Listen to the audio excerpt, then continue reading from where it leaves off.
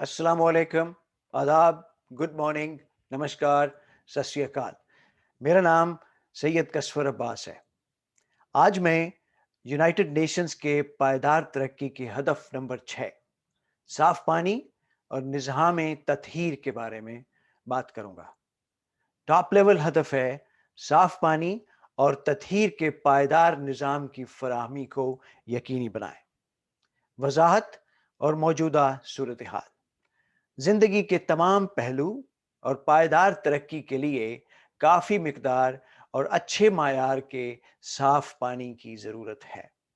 United Nations के अरकान ममालिक ने साफ पानी और तत्हीर के निज़ाम के फराहम करने को इंसानी हकूक के साथ जोड़ने पर इत्तेफाक किया है। पानी की फराहमी के वसाइल तमाम तरह की तरक्की और पायदारी, जैसे खुराक का तहफ़्फ़ुज़, सेहत की बेहतरी और गुर्बत की कमी, काश्तकारी में मुआशी बेहतरी, सनत और तवानाई की पैदावार और सेहतमंद माहौलियाती निज़ाम को बरकरार रखने के लिए बुनियादी जुज़्व है।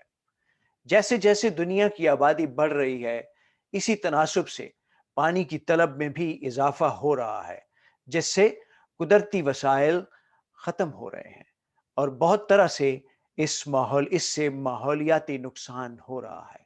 इन मसाइल के हल में कार्बन जाजिब समंदर, दरिया और तमाम पानी के ज़खायर की हिफाजत, अक्लमंदी और होशियारी पर मबनी ज़रई हिकमत अमली और गंदे पानी के महफूज इस्तेमाल के फ़रोग शामिल हैं।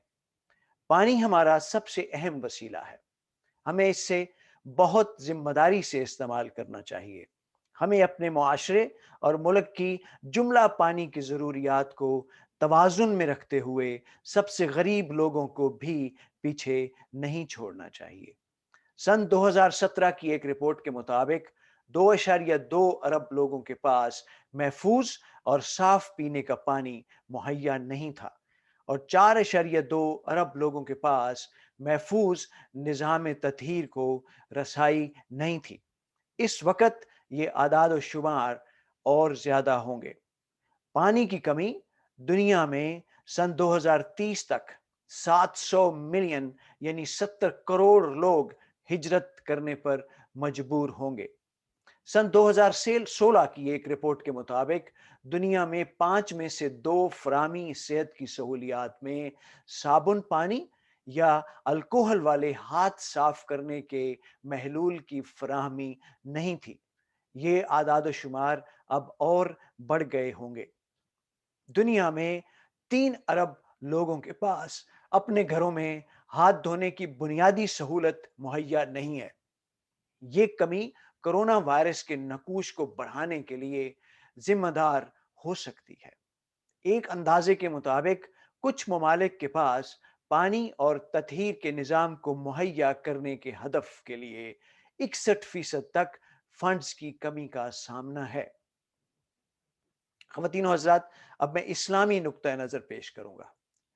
कुरान और हदीस से रसूलुल्लाह सल्लल्लाहु अलैहि वसल्लम अपने ईमान वालों और पैराकारों को मुआशरती इंसाफ और बराबरी, जिसमें ज़मीनी कुदरती वसाइल, बिलखसूस पानी के तहफ़्फ़ुज़ के असूलों पर कारबंद होना शामिल हैं।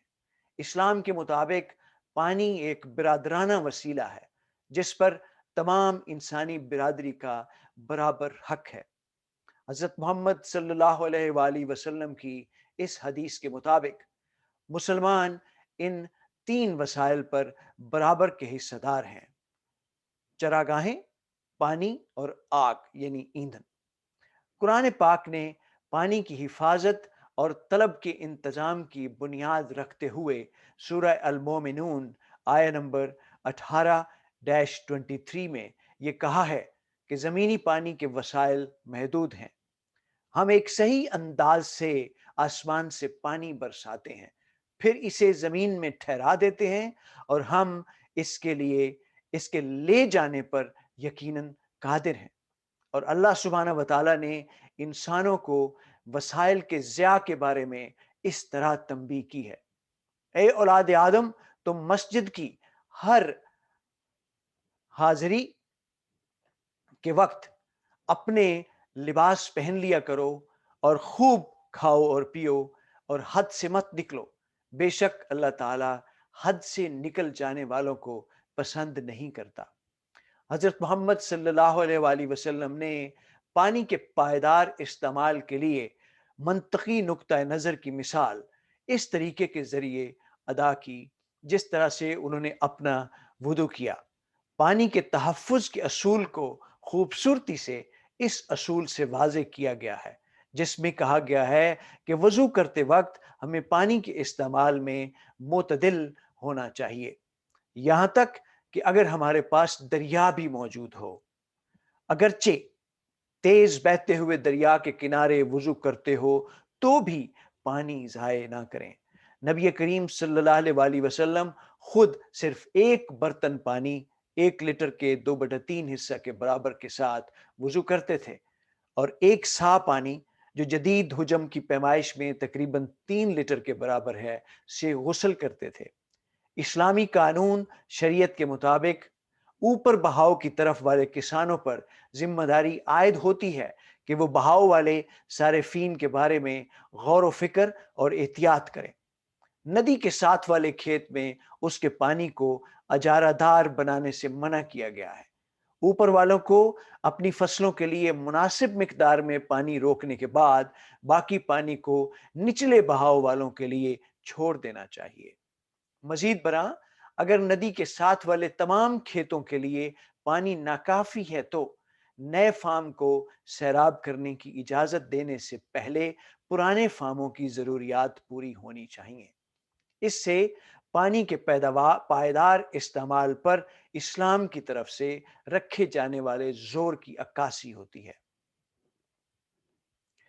اور پاکیزگی کے بارے میں قرآن پاک آیا نمبر 6-5 میں کہتا ہے، اے ایمان والو، جب تم نماز کے لیے اٹھو تو اپنے منہ کو اور اپنے ہاتھوں کوہنیوں سمیت دھو لو، اور اپنے سروں کو مسح کرو، اور اپنے پاؤں کو ٹخنوں سمیت دھو لو، اور اگر تم جنابت کی حالت میں ہو تو غسل کر لو۔ ہاں، اگر تم بیمار ہو یا سفر کی حالت میں ہو یا تم سے کوئی حاجت ضروری فارغ ہو کر آئے ہو یا تم عورتوں سے ملے ہو اور تمہیں پانی نہ ملے تو پاک مٹی سے تیمم کر لو، اسے اپنے چہروں پر اور ہاتھوں پر مل لو۔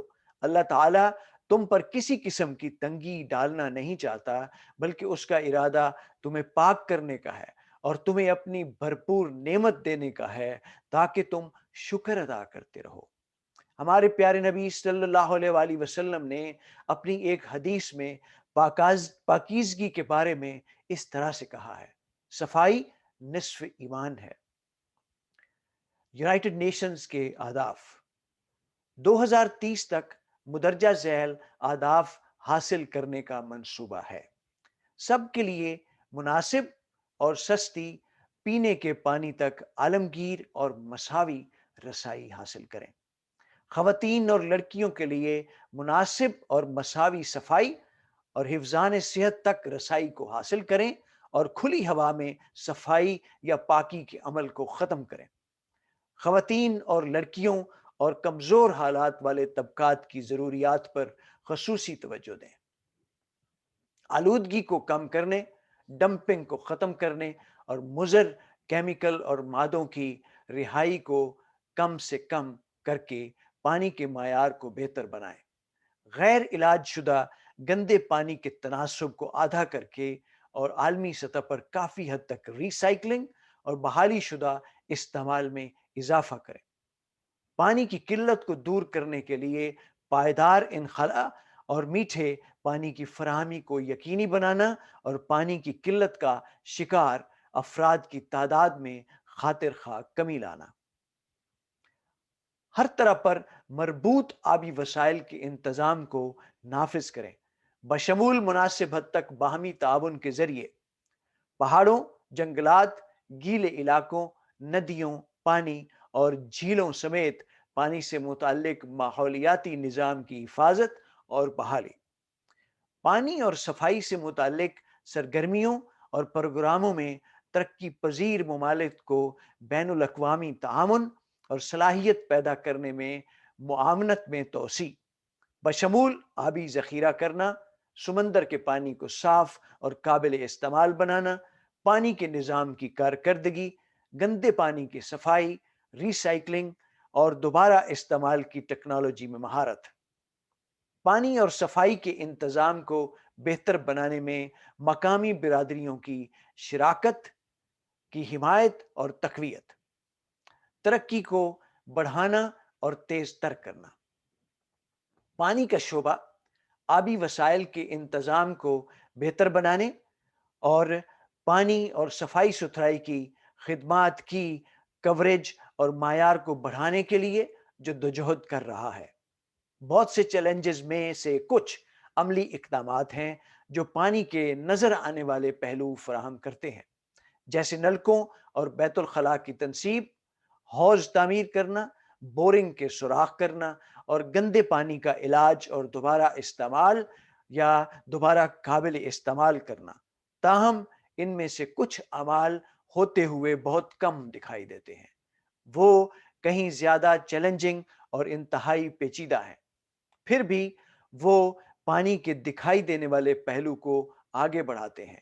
ان میں پانی کے نظام کی اچھی حکمرانی کی ضرورت بھی شامل ہے، جو IWRM integrated water resource management کو نافذ کرنے، پانی کی تقسیم کے چیلنجوں اور قومی حدود میں فراہم کردہ فوائد کو حل کرنے اور عدم مساوات کے کانٹے دار مسئلے سے نمٹنے کے لیے انتہائی اہم ہے۔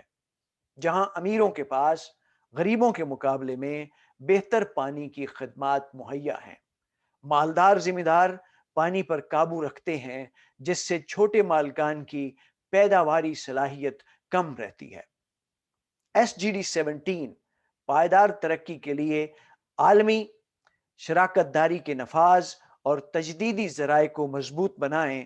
SGD-6 کے تمام پہلوؤں میں پیش رفت کو بڑھانے اور تیز کرنے کا ایک فریم ورک پیش کرتا ہے، جس میں IWRM کے چیلنجنگ امور بھی شامل ہے، جو SDG-6 کے حصول اور کسی کو پیچھے نہیں چھوڑنے کے لیے ضروری ہوگا۔ پانی اور صفائی ستھرائی کے نفاذ کے ذرائع میں گورننس، فائنانس، صلاحیت کی ترقی اور ڈیٹا کے حصول اور نگرانی شامل ہیں۔ یہ آپس میں جڑے ہوئے ہیں اور ہر سرگرمی میں کارآمد پالیسیاں باہمی تقویت پذیر ہیں۔ SDG-6 اہداف کو پورا کرنے میں وہ تمام ضروری عناصر ہیں۔ گورننس یا سرکاری معاملات۔ پانی کی اچھی حکمرانی، فیصلہ لینے اور ان پر عمل درآمد کے لیے سیاسی، ادارہ جاتی اور انتظامی اصول، طریقہ کار اور عمل مہیا کرتی ہے۔ سرکار پر حکومت سازی کے بہت سارے شعبوں جیسے پالیسی تشکیل دینا، قانونی فریم ورک تیار کرنا، منصوبہ بندی، کوآرڈینیشن، فنڈ اور فائنانسنگ، گنجائش کی ترقی، ڈیٹا کی حصول اور نگرانی اور ضابطے کی ذمہ داری عائد ہوتی ہے۔ تاہم حکمرانی تیزی سے حکومت کی حدود سے آگے بڑھتے ہوئے نجی شعبے سمیت دیگر سٹیک ہولڈرز کے ساتھ تعاون کو بھی اپنے اندر شامل کر رہی ہے۔ اچھے پانی کی حکمرانی یا گورننس میں بنیادی طور پر کم از کم درج ذیل طرح کے حکومتی ادارے چاہیے، جو مؤثر، ذمہ دار اور جواب دہ ریاستی ادارے جو تبدیلی کی صلاحیت رکھیں، سٹیک ہولڈرز کو معلومات فراہم کرنے میں کشادہ دلی اور شفافیت رکھیں، اور شہریوں اور برادریوں کو فیصلہ سازی میں شمولیت اور کردار دیں۔ Integrated water resource management. Good water governance IWRM کے نفاذ کی کلید ہے۔ چونکہ پچھلے 25 سالوں کے دوران آبی وسائل پر دباؤ میں اضافہ ہوا ہے، اس لیے پانی کے شعبے میں بھی پہلے سے زیادہ تعاون کی ضرورت ہے۔ IWRM کا تصور آہستہ آہستہ قبول کر لیا گیا ہے اور اسے 2030 کے ایجنڈے میں شامل کیا گیا ہے، ہدف نمبر 6.5۔ IWRM کے انضمام کے لیے فعال ماحول، ایک مضبوط ادارہ جاتی فریم ورک جس میں شرکت بھی شامل ہو کی ضرورت ہے۔ پانی کے وسائل کا مؤثر طریقے سے انتظام کرنے کے لیے انتظامی آلات کی ضرورت، جس میں قومی حدود میں مشترکہ افراد شامل ہوں اور آبی وسائل کی ترقی اور انتظام کے لیے مالی معاونت کی ضروریات کی وضاحت کرتا ہے۔ بین الاقوامی سطح پر IWRM کا نفاذ مشترکہ آبی وسائل اور ان کے فراہم کردہ فوائد پر تعاون کو مضبوط بنانے کی اہم ضرورت کا مزید جواز فراہم کرتا ہے۔ ممالک کو اس بات کا یقین کرنے کے لیے تعاون کرنے کی ضرورت ہے کہ بین السرحدی دریاؤں، جھیلوں اور پانی کے حصول کا انتظام برابری اور پائیدار بنیادوں پر کیا جائے۔ عدم مساوات کو ختم کرنا۔ اچھی واٹر گورننس عدم مساوات کے خاتمے کو یقینی بناتی ہے۔ کافی محفوظ اور سستا پانی اور مناسب اور مساوی صفائی ستھرائی اور حفظان صحت کے لیے مساوی رسائی کا مطلب خوشحالی اور غربت، خیریت اور ناجائز صحت، اور یہاں تک کہ زندگی بسر کرنا اور مرنا بھی ہے۔ عالمی آبادی کے 99% کے مقابلے میں LDC میں لیسٹ ڈیولپنگ کنٹریز میں صرف 62% لوگوں کو پینے کے پانی کی بنیادی خدمت تک رسائی حاصل ہے۔ بنیادی حفظان صحت کی خدمات میں اس سے بھی زیادہ تفاوت اس سے بھی زیادہ ہے، جہاں LDCs میں کوریج 32%، عالمی اوسط 68% کے نصف سے بھی کم ہے۔ LDC میں صرف 27% آبادی کو گھر میں ہاتھ دھونے کی ایک بنیادی سہولت اویلیبل ہے۔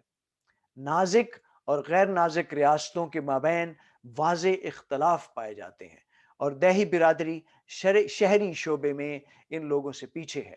شہری آبادی میں تیزی سے اضافہ ہو رہا ہے اور جب ترقی کا بہتر نظام نہیں ہوتا تو کچی آبادیاں شہروں میں پھیل سکتی ہیں۔ مالیات۔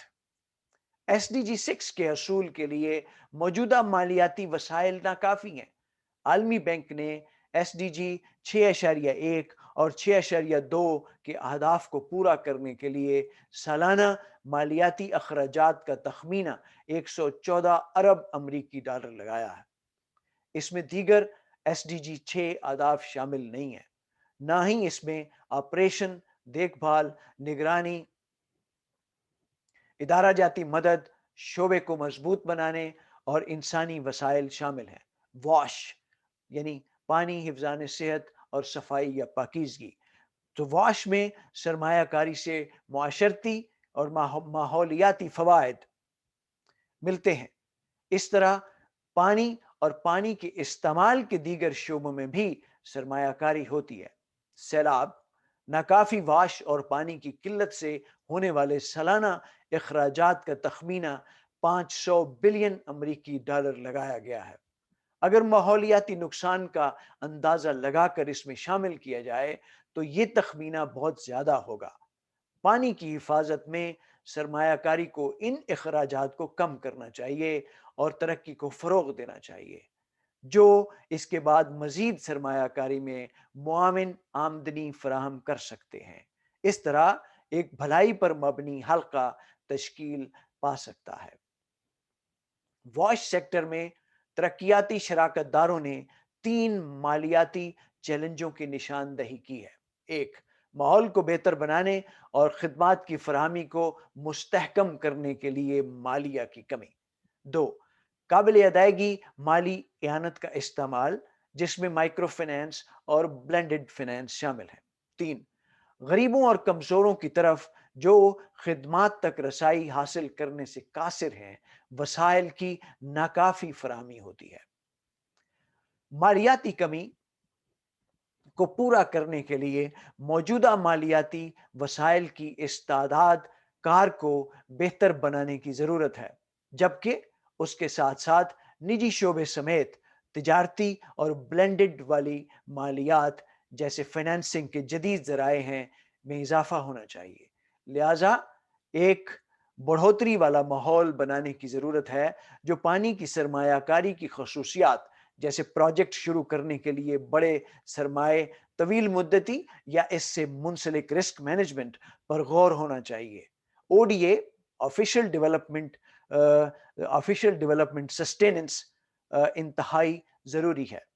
آفیشل ڈیولپمنٹ اسسٹنس انتہائی ضروری ہے، لیکن اس کو وہاں لگانے کی ضرورت ہے جہاں یہ سب سے زیادہ مؤثر اور فنڈنگ کے دوسرے ذرائع کو کیٹلائز یا تیز کرنے کے لیے استعمال ہو سکے۔ صلاحیت کی ترقی، مضبوط رسمی اور غیر رسمی ادارے اور انسانی وسائل اچھے پانی کی حکمرانی کو فروغ دیتے ہیں، تاہم صلاحیت کی شدید کمی خاص طور پر سب سہارا افریقہ اور جنوبی اور جنوب مشرقی ایشیا میں آبی وسائل کی ترقی اور انتظام کے تمام پہلوؤں پر رکاوٹ لگا رہی ہے۔ ان تمام اہم شعبوں بشمول زراعت اور کاشتکاری کی آبپاشی، پانی سے متعلق رسک مینجمنٹ، پانی اور صفائی کی خدمات، گندے پانی کی صفائی، ری سائیکلنگ اور دوبارہ استعمال کی جانے والی ٹیکنالوجی اور سمندری پانی کو صاف کر کے قابل استعمال بنانا میں انسانی وسائل کی قلت کی واضح اطلاع دی جا رہی ہے۔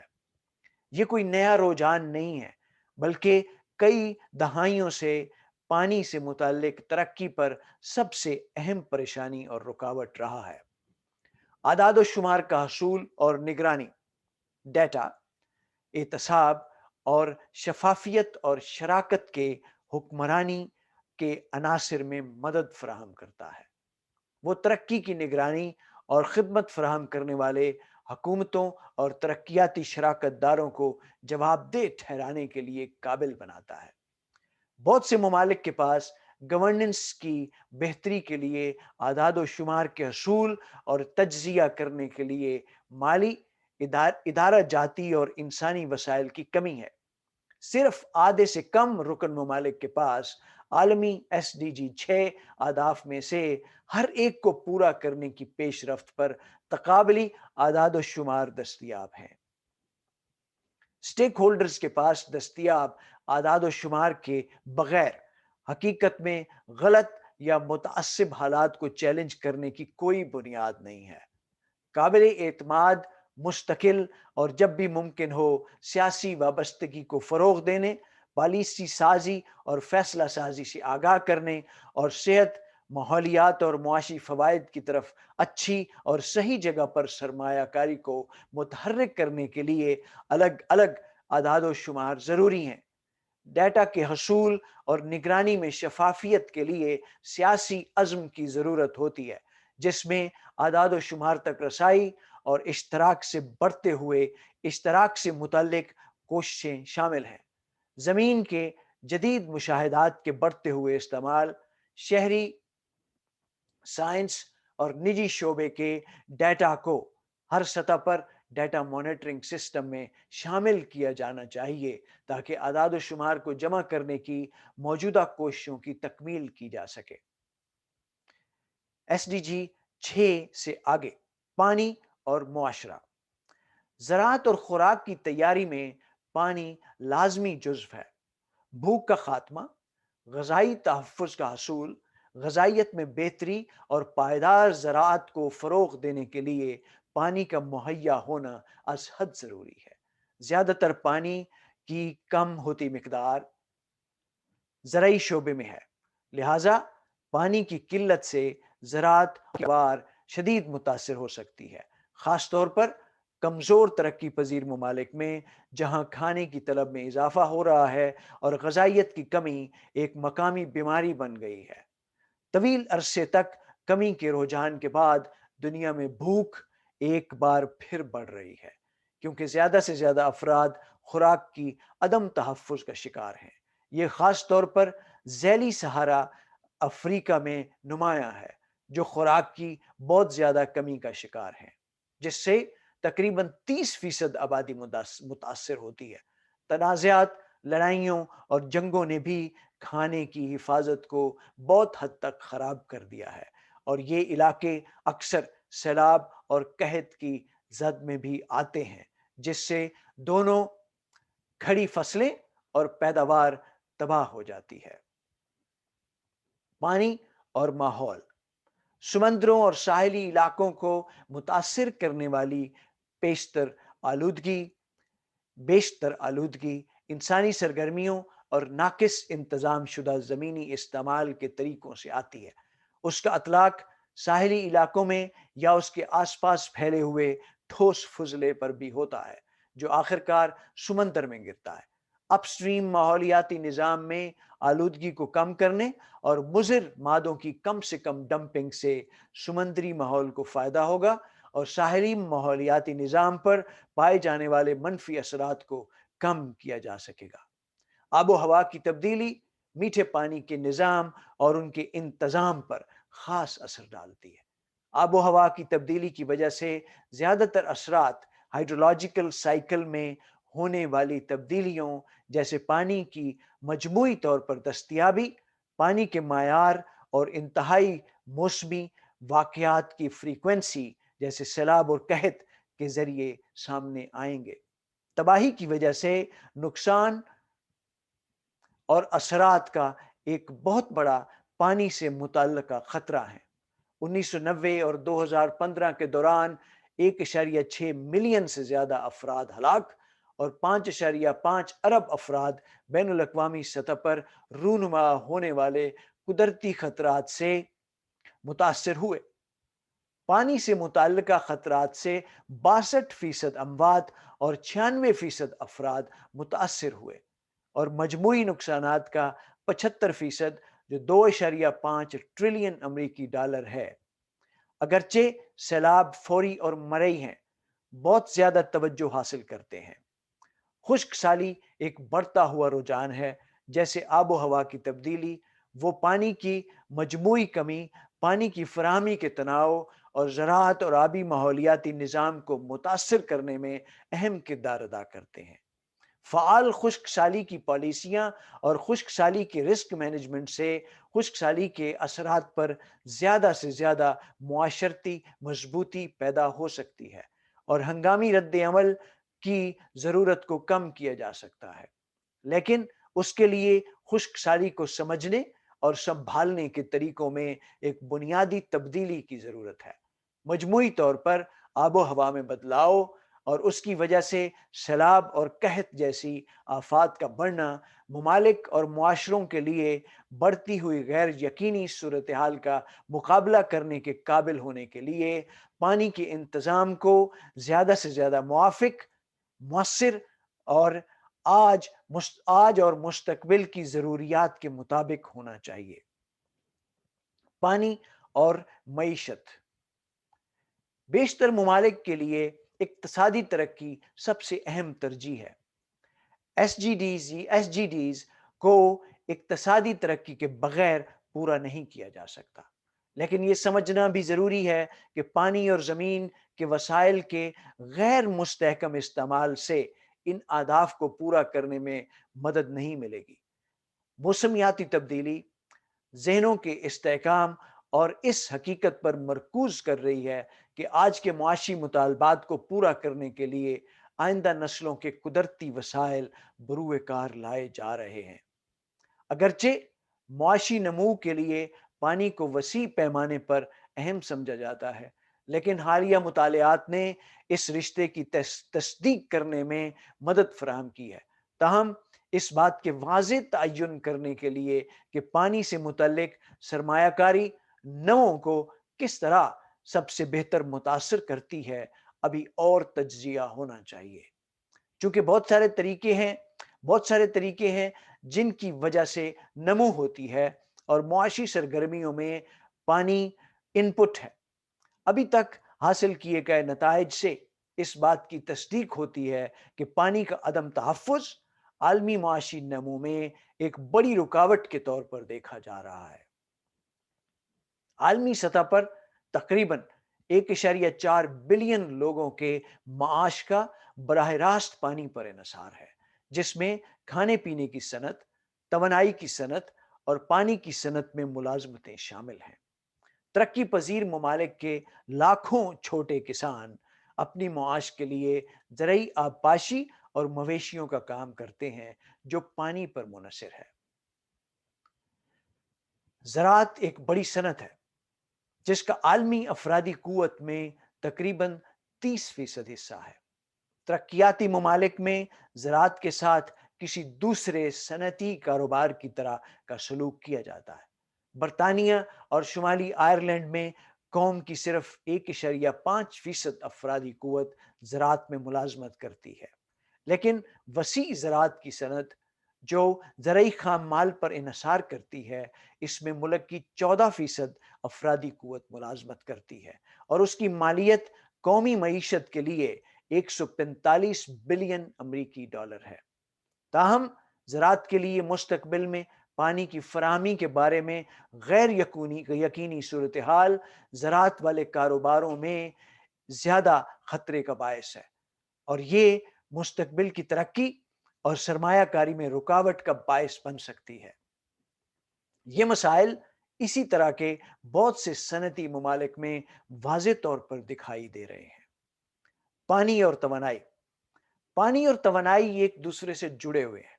واش یعنی پانی، حفظان صحت اور صفائی یا پاکیزگی کی خدمات، زراعت اور صنعت سبھی کو پانی کے پمپنگ، گندے پانی کی صفائی یا ٹریٹمنٹ، فصلوں کو سیراب کرنے اور صاف کرنے کے لیے توانائی کی ضرورت ہے۔